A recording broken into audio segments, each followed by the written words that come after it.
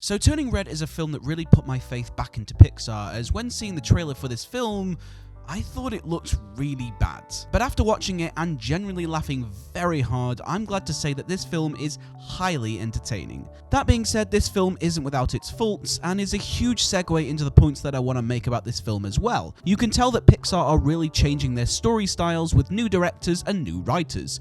Turning Red is a very specific movie for a very specific target audience in which some will love and some will hate. Hello again, it's me, the Average Critic, and let's talk about Turning Red, a film for a very specific audience.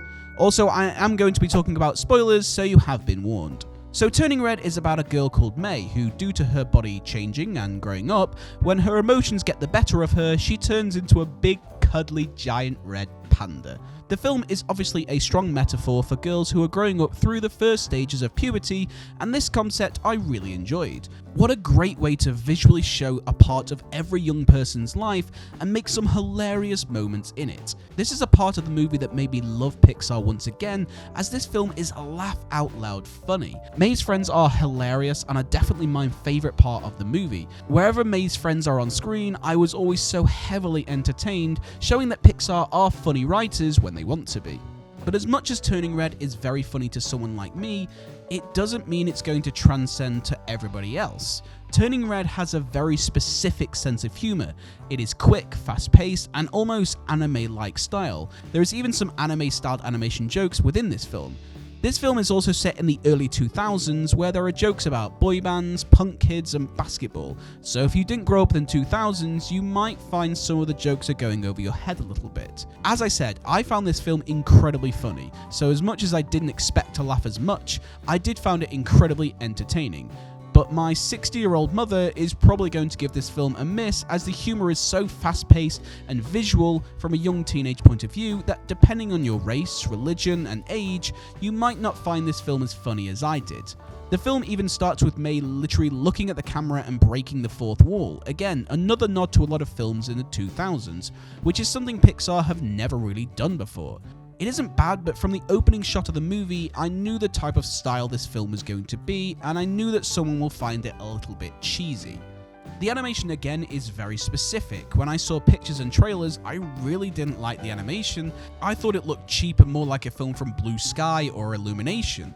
Animation feels very chunky and not quite as pretty as other Pixar movies, but once you realise the style of storytelling and humour, you can see why this film was animated the way it was. At first I was skeptical about the animation style, but as soon as it started making me laugh, I really didn't care and just enjoyed the movie for what it was. The music once again is a love and hate relationship. It has this blend of traditional Eastern music mixed with 90s style hip hop and very much reflects May's roots of coming from a traditional family but lives in a Western part of civilian society.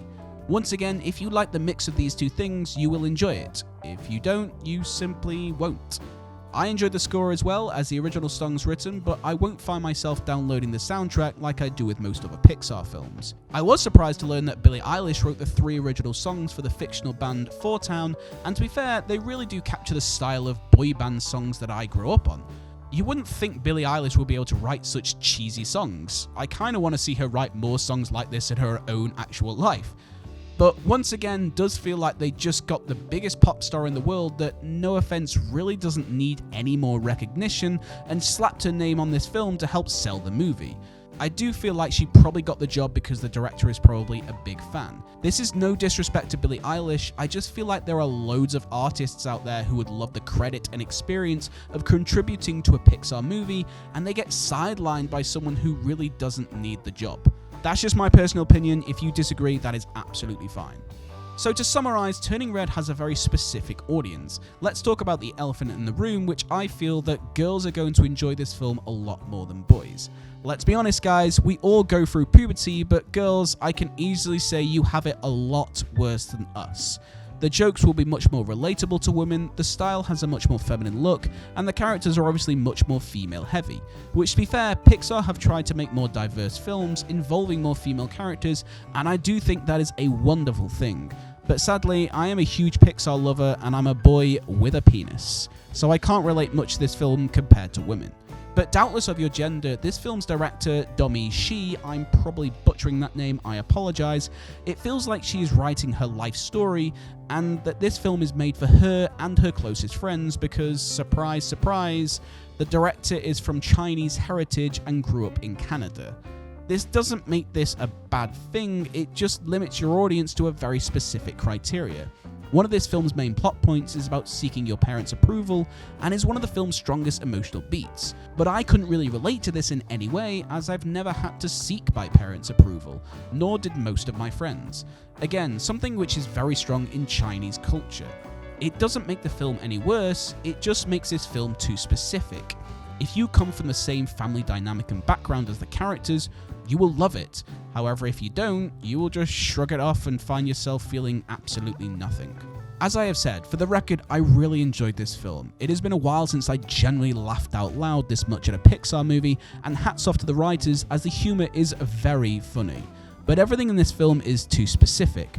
The director definitely has a story to tell, and to be fair, it's a strong one with a lot of emotions and depth. But if you haven't gone through what the characters have gone through, you're going to feel like this film isn't really made for you and is actually made for someone else. Because it wasn't really made for someone like me who comes from my background, my upbringing, and my part of the world. I would very much like to see more from the director and writers of this movie, but just remember that yes, your heart should always be in your art, but don't let your heart rule your head.